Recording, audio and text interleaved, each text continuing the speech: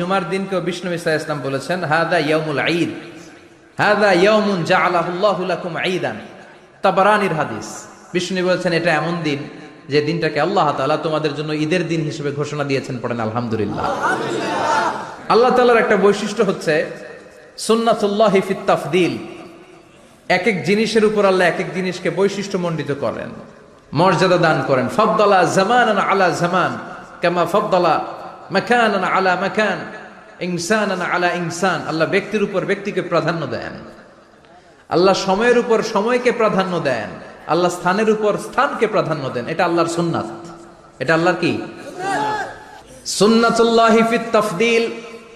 ফাদ্দালা জামানান আলা জামান কামা ফাদ্দালা মাকানান আলা মাকান, ইনসানান আলা ইনসান। পৃথিবীর সব মানুষগুলো এক রকম নয়, এক মর্যাদার নয়। আবার লক্ষাধিক নবী